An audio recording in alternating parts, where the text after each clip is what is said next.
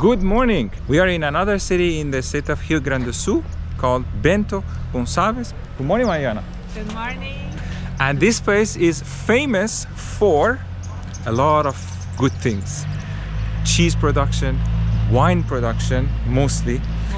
Yeah, and today we are visiting one of these vineyard slash winery, because they have the vineyard and they also produce the wine. And the name, as you can see behind me, is Miolo. This is a region that is mostly inhabited by a lot of people that originally are from the descendants of Italian immigrants that they moved here. We will talk about the history and when it happened, how it happened, why it happened. But first order of business is to go have a tour for the process of wine production, and they will explain probably some history about the family also that came here, and at the end there is also some wine tasting. After here we will also try to show you some other things around the city if the weather helps, because later today and tomorrow it's supposed to rain and we are here only for 2 days. Hopefully it will work out. To give you some information about Bento Gonçalves also, the city was founded in 1890, and by now the population is estimated to be around 124,000 people. Now, how it became what it is and why it attracted a lot of Italian immigrants is very interesting. During the decade of 1850s in Italy, there were a lot of political changes. They changed a lot of the rules, and also they started imposing hefty taxes, the government. So, as always, governments being governments, they made it harder for the people to be prosperous. There were even a lot of changes that they made in terms of like land ownership. So it was very difficult for people to find a job, to have a business, and so they can actually support themselves. The opposite of that was in Brazil. Land was abundant and they needed people to come here. So from that period, it was already starting to change everything. As we mentioned, if you have watched our video when we visited the city of Pomerode in Santa Catarina, over there at the end of the decade of 1860s, around 1868, some of the first German families left Europe and went there. Here, from what I found online, around the year of 1870, the first group of immigrants came to this region, and not just here where we are today.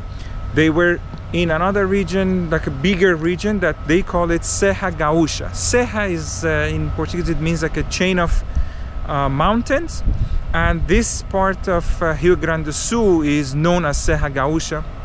We also visited the northeast Serra when we were in Rio Grande do Norte, and also in Rio de Janeiro when we went to a city, for example, called Nova Friburgo. There too, there is a lot of like mountains around. That's another Serra region for Rio de Janeiro. Here, this area is called Serra Gaúcha, and they were all around here where we are, Bento Gonçalves, but even the cities where we were before, also Gramado and Canela as well, they started being in this region, and that's why Bento Gonçalves became what it is now, and a lot of Italian families came here and they started producing wine, which is something that they knew how to do apparently. Now, the name was not always Bento Gonçalves. Until the year 1870, the area was called Cruzinha, and then after that, until 1890, 20 years later, they had another name,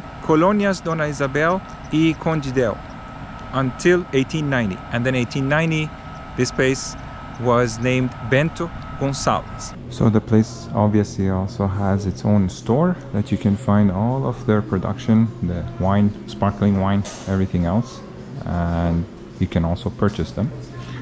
And I think from this guy, I think the wine is very good, because since we arrived, he was sleeping and having a blast.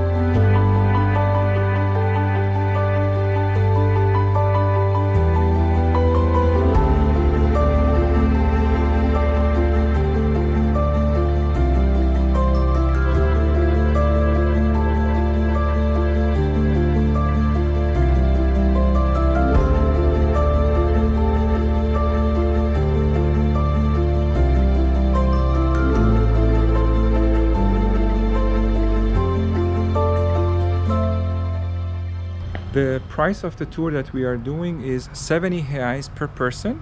It includes the whole tour, which will take around 1 hour, they said.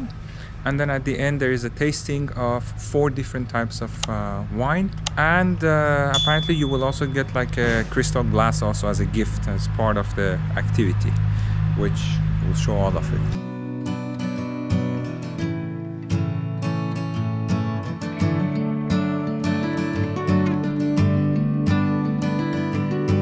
Okay, so the first part of the tour is they bring you in this square here, where all around you have different types of grapes that they will produce different types of wine from. Like this line here, for example, is Cabernet Sauvignon, and the origin from the country, which is France, Cabernet Franc, France again. And then they have some other ones from Portugal, from Spain. Then you see different types of grapes here, but they don't produce all of them. They only produce certain types of wine that they explain to us: Merlot, Cabernet Sauvignon, and Pinot Noir, and some others.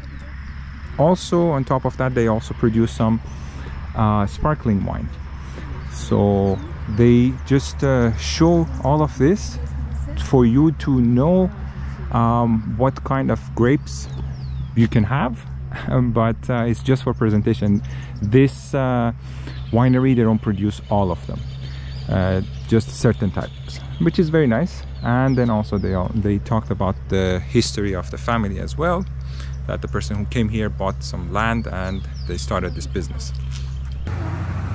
And here we have the barrels inside. This is kind of like a huge, gigantic cellar where you find all the barrels of the wines, different types probably, but these are gigantic. My God, huge. And of course each one has a serial number and everything, so they can keep track of it. So the barrels that we saw inside this warehouse, I would say, each one apparently is 90,000 liters, and this is where the process of fermentation of the wine takes place. Also, our guide was explaining to us that the owners, like the generations before, they started very small, but today just this winery, they produce around 10 million bottles of wine. It's interesting. And as you're walking and you're going to different parts of the winery, these are all bottles. These are all bottles, different types of bottles that they use for different products. So in this room, all of these huge tanks, totally, it comes together, all the capacity of the room, it's 100 million liters of wine.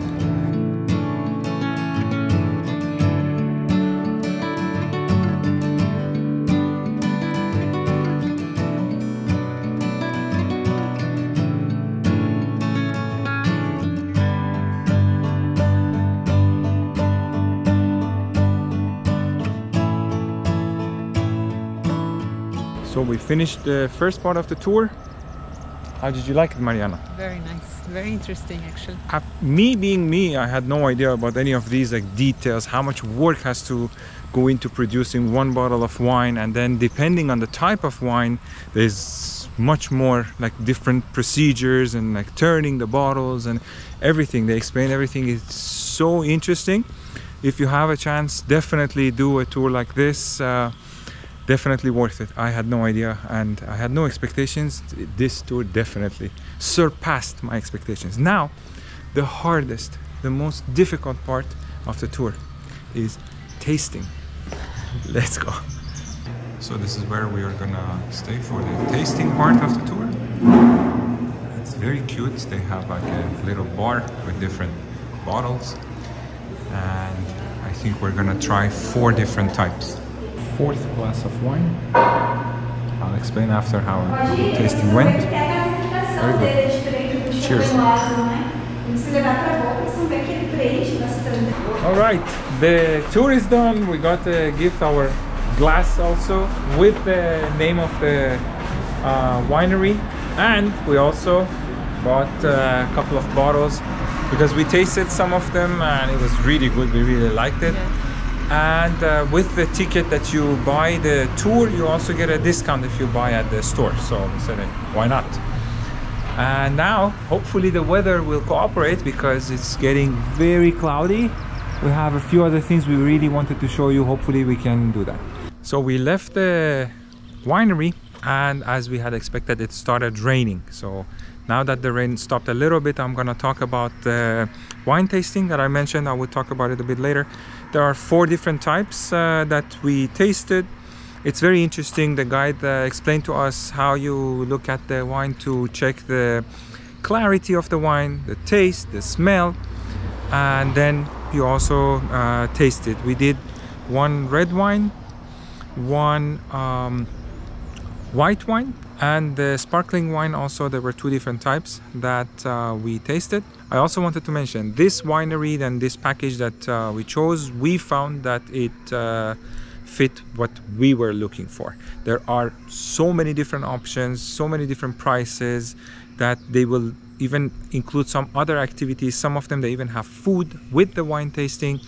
So you have all of those options that you can choose from. For us, this was what fit the budget and what we wanted to do. The duration too, this one, it took only like an hour 15 minutes. But if you have more time, you can do others that are even longer, an hour and a half or 2 hours. That being said, we are now in another part of Bento Gonçalves that is called Caminhos de Pedra. This is basically a 12-kilometer stretch of a route that all around it there are houses like this one that you see right here that belong to the Italian families that I mentioned earlier, that immigrated here and they settled here. This particular house, it has a very, very unique story, because the family that originally came here, when they were constructing this house, the whole family, apparently, the story goes that for 2 years they had to live under this tree. So while they were building the house right here on the piece of land that they had, they needed shelter. So the whole family had to stay under this gigantic tree and live there for 2 years until the house was ready. And there is even a sign right next to the tree and mentions that around 2 years they were living there. Now we're gonna go and show you the house from in front. So this house was built in 1880 and it's called Casa Bertarello. It was built by this family. And then because when they arrived here, unfortunately they still had to live under that tree. So then while they were building this house, they could stay here. Unfortunately, like when the Italians they came, they were promised so many things, but they had to build everything from scratch. And this house is one of this example. And now there is a restaurant, no? Yeah, now yeah, today it's a restaurant for like Italian food. Like everything from pasta and all kinds of pasta you can find here. Yeah. Like the house, I don't know if a restaurant is the whole building, but when you arrive here there is a sign that it's a hodizio, which means like all you can eat typical Italian food that they have it at the restaurant. So along this 12-kilometer route, you have houses that are built in stone, and also you have more wineries, restaurants, coffee shops, a lot of other activities that you can do. Like right here, there is a restaurant, there is an ice cream place, and we stopped at this place also, Casa da Ovelha. Let's check this out, see what we can see here. So inside this store they have all kinds of products. We just finished tasting different types of cheese, and then dulce de leche, and then the candy that they get from dulce de leche. It is really interesting. I think we're going to buy a pack of the candy. Then here you have also other kinds of cheese and yogurt. The other products, it's like a gift shop, but they also have their own products. They have cosmetic products over there, clothing, and a lot of cute little dolls too. And the cheese that we tasted also, they're all here. If you want to also buy like a package, they have it here too.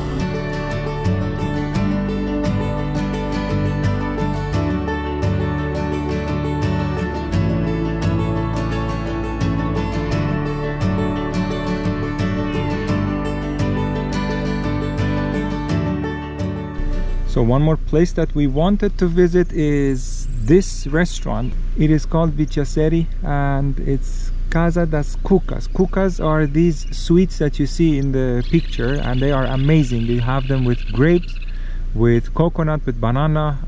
I'm in love with them. We just wanted to show it to you guys, but today I think it's because it's a Monday, probably on Mondays they're closed. One last place that I wanted to show you is this one. This place, from what we understand, is a place that you go, that they have a coffee shop over there, but here they don't serve coffee. What they serve is chimarrão. If you have watched our video of food and restaurants in Gramado, I spoke to you guys about chimarrão, which is kind of like a tea that is very common in this region amongst the people, the locals that are called gauchos, the culture that they have. And this chimarrão tea is very famous and very popular. So in this place you can do tasting. They will probably do some presentation and also show you different types of the tea that you can use to make different types of chimarrão, because even when I did the tasting in Gramado, they told me there are different types. Some of them are more bitter and stronger, some of them are lighter, less bitter. So there are different types. That being said, we are actually happy we could do a video finally here, because we were really not sure about the weather, and even now that I'm talking, there are little drizzles. It's raining, but not as bad as we thought, so we could at least do a little bit of the activities that we really wanted to show you here in Bento Gonçalves. We hope you enjoyed the video. Thanks for watching. We'll see you in the next one.